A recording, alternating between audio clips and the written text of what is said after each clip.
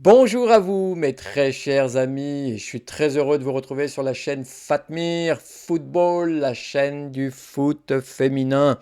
Ça fait maintenant une bonne vingtaine d'années que je suis le foot féminin, depuis le milieu, on va dire, des années 2000, grâce à certaines joueuses, notamment Fatmir Bajramaj, d'où le nom de la chaîne, mais aussi, hein, pour être franco-français, on peut parler de Oda Lataf. Voilà, ce sont des joueuses parmi les premières qui m'ont fait vibrer quand je regardais des matchs de foot féminin. Et me voilà aujourd'hui avec ma chaîne qui souhaite faire la promotion du foot féminin parce que je trouve que ça va pas assez vite. Elles méritent. Elles ont vraiment, elles méritent, elles sont émérites, elles devraient avoir un espace de communication digne de ce nom. Quoi qu'il en soit, donc la raison d'être de cette chaîne, c'est de parler du foot féminin, de faire la promotion du foot féminin et compter sur moi. On va le faire jusqu'à que je pense que le foot féminin est arrivé à des sommets voilà, qui lui permettent de regarder les footballeurs, les masculins, yeux dans les yeux. On n'en est pas encore là, malheureusement. Donc, vous allez m'avoir sur le dos pendant encore, je pense, quelques années. Et ben, je vais faire cette vidéo donc sur le retour, le match retour qui a eu lieu donc au stade Johan Cruyff entre le Barça qui recevait donc pour le quart de finale, donc retour de cette Ligue des Championnes, cette équipe de Wolfsburg. Le Barça, on va pas se mentir, hein, qui avait les deux pieds, neuf orteils en demi, et voilà, il suffisait simplement de ne pas déconner dans ce match pour pouvoir aller en demi tranquillement. Et je pense que Wolfsburg, sur les matchs aller-retour, a montré toutes ses limites face à une telle équipe, à une telle armada. Je l'ai dit dans d'autres vidéos, mais ces joueuses du Barça sont des virtuoses. On est à bonne école quand il s'agit de jeux collectifs au Barça, à Barcelone. Ça, c'est le moins que l'on puisse dire. Les entraîneurs là-bas savent ce qu'il faut faire.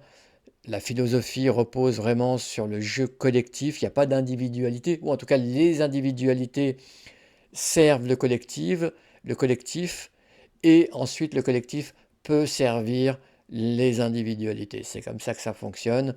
Et cette équipe du Barça, je l'ai vue monter en puissance au fil des années. Et là, avec cette qualification, rendez-vous compte, elle a même établi un record que l'OL n'avait pas fait. Le Barça en est à sa septième demi-finale de Ligue des Championnes d'affilée. Et donc l'OL n'avait pas réussi une telle prouesse. Donc c'est vous dire à quel point cette équipe du Barça, aujourd'hui, est l'équipe référente dans le foot féminin. C'est le maître étalon du foot féminin.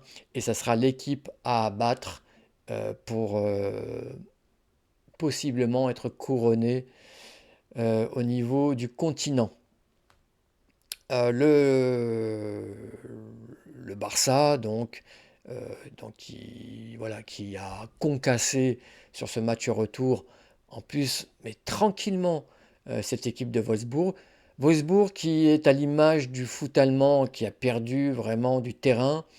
Il faut vous rendre compte il y a encore une dizaine d'années, le foot allemand, avait, voilà, avait la mainmise, on va dire, sur les trophées au niveau national, au niveau des clubs. Voilà, le foot allemand, c'était la référence, hein, du football féminin. Et aujourd'hui, eh ben, avec la montée en puissance d'autres clubs dans d'autres pays, à l'image de l'OL, à l'image du Barça, à l'image de Chelsea aujourd'hui, et puis d'autres clubs maintenant qui s'infiltrent dans cette brèche. Eh ben, le foot allemand a été plus que contesté sur son hégémonie, et force est de constater que perd vraiment du terrain dans des proportions incroyables sur la concurrence. Et ce match-là n'a pas dérogé à la règle. Je le dis encore, Barcelone, comment dire, a déroulé de façon confortable son jeu dans ce match. Wolfsburg a laissé les clés, bien évidemment, du jeu, mais il y a pas eu d'intensité, il n'y a pas eu de duel, notamment au milieu de terrain, à l'image d'une Pop, Alexandra Pop, vieillissante. Là, on l'a bien senti le poids des années sur ce match-là pour Pop, qui était donc Tommy Strutz, donc le coach allemand, avait mis Pop au milieu de terrain.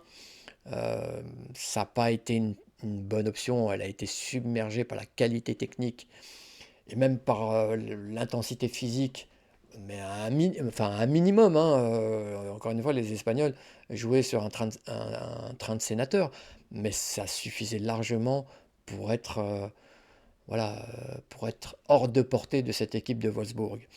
Donc à la fin, la note est salée pour les Allemandes, donc qui perdent le match 6 buts à 1. Je vous mets donc le score et puis les buteuses en même temps, hein. Je ne vais pas toutes les citer. Ce que je peux citer, c'est quand même Sarah. Je l'appelle toujours Sarah, mais c'est Salma Paraluelo. Donc Salma qui revient bien, qui a été blessée sur la première partie de saison, qui revient bien sur cette deuxième partie de saison, qui fait beaucoup de bien à cette équipe du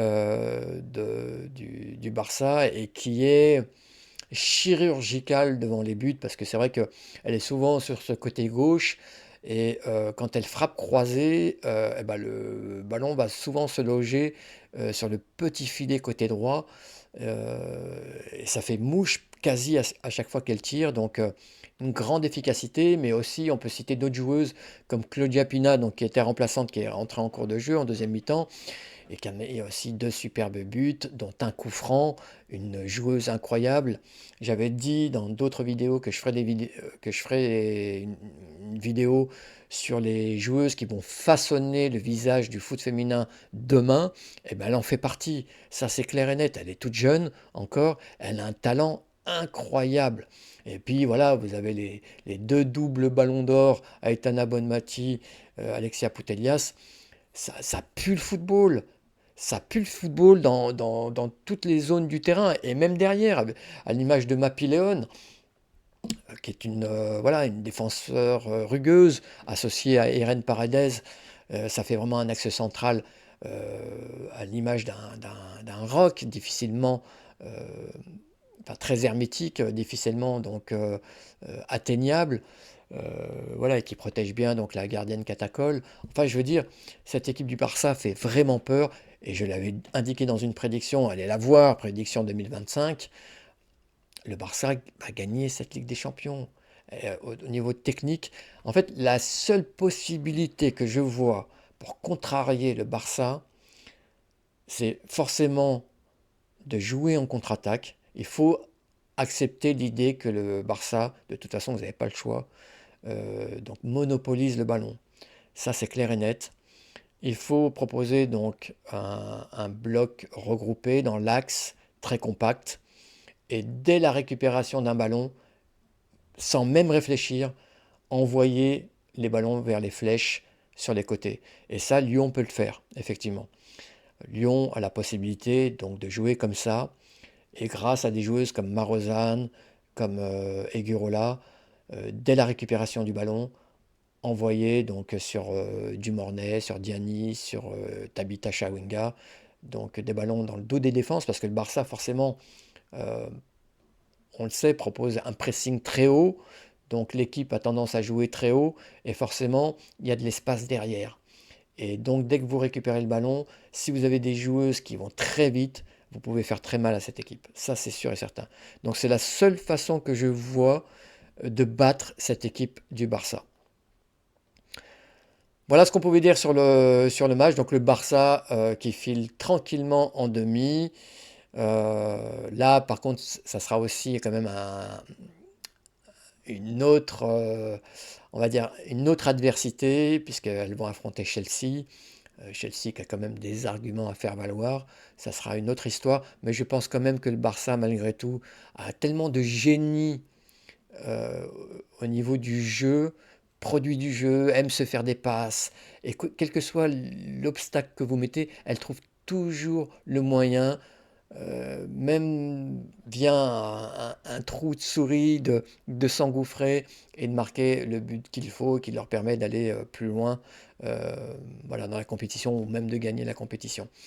Donc on verra bien ce que ça donne pour les demi-finales. Si vous êtes resté jusque-là, eh ben, c'est que vous aimez le foot féminin, donc, et vous aimez aussi le contenu. Donc n'hésitez pas à vous abonner, à amener de la force quand même à cette chaîne, voilà, qui fait encore une fois la promotion du foot féminin. Et puis je vous dis à très bientôt pour d'autres vidéos. Bonne continuation. Va va voum!